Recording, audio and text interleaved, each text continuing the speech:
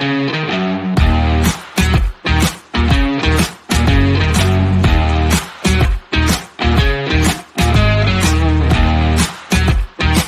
this is George from KWorks Freelancing.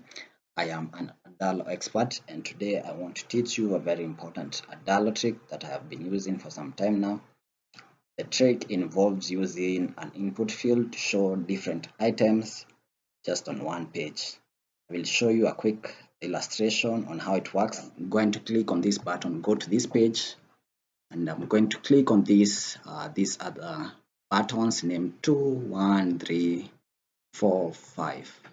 So as you can see here, once I click on 1, we are able to show a box that's labeled 1. Once I click on 2, I'm able to see this box that's labeled 2, 3, 4, and 5. So the cool thing about this is that I'm using an input field to show these different types of items, and I am only on this one page. So I'm going to get started on it so that you can see how I went about it. So I'm going to delete this so that we can just get started from scratch. So I have this button that's leading us to this page. We have it's linking us to these show boxes, and then we're going to add some 2 buttons on this show boxes page. Name this one, remove this icon, then duplicate this, have a second button. So we have the first and the second button. Then we are going to add some 2 boxes. Going to enlarge this and then add some nice color in the background. Then after that, add in some text. We're just going to name this first box. Then we're going to make this bigger. Sorry. Okay. Is 57.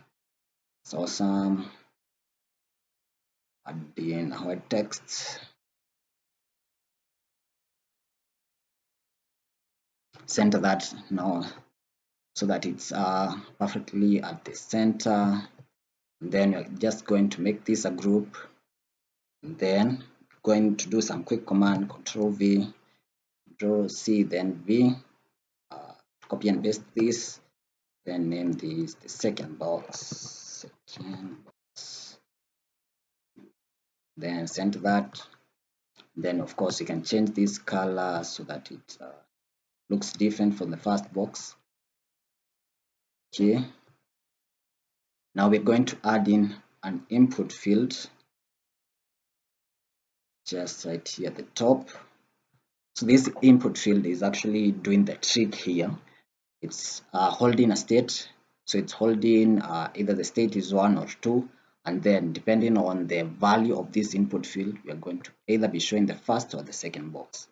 So by default, we want to be showing the first box, so we are going to set the default value to be 1, and then we are going to have these buttons do the trick for us. So we are going to use this awesome action created by Adalo, change the input value. So we're going to be changing the input value of input 1. So let me just check. I guess I have the input just on the background. So I'm going to delete this. So we are going to be changing the value. So we can, of course, it's always best practice if you have these inputs named. So we are going to name it input checker. We are going to have this button. The first button will be changing the value of the input checker. So we are going to change the value to 1. Okay, then have this other button here do a similar action, changing input checker to 2. Right, now we have that set. So this is changing the value of this to 1, and this is changing the value of this to 2. And then we are going to add now the visibility features so that we just don't display the 2 boxes at the same time and have each displaying at its own time. So we're going to say, so the condition here is to say that this box only shows if the input checker value is 1. And then have a similar condition for this, change the visibility of this only visible if the input checker is value is true. Nice. Now we have our first box and our second box all set, and their conditions are set, and yeah, they're all looking good.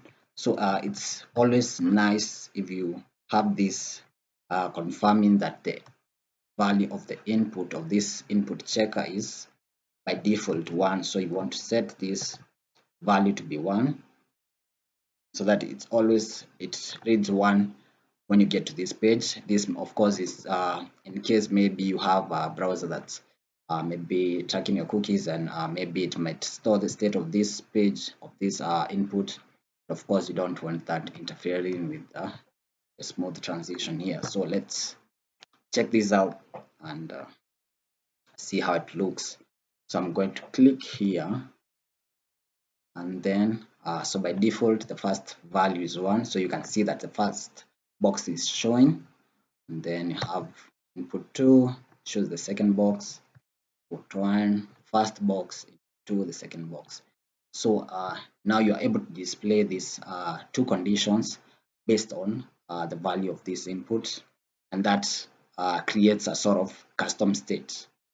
So I know we have is the need to show different kinds of items on a page, and of course you want to reduce the size of your app by having quite a number of items just stacked up on one page, and that feature will enable you, that trick will enable you to show different items just on one page. So of course you can reduce this so that your users are not aware how you're doing this or how you're making this possible. So let's check it out for second time.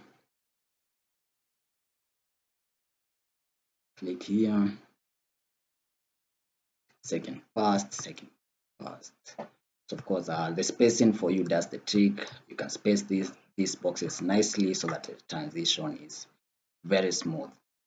So, and for bonus for this video, I have this awesome game that I created just using Adalo.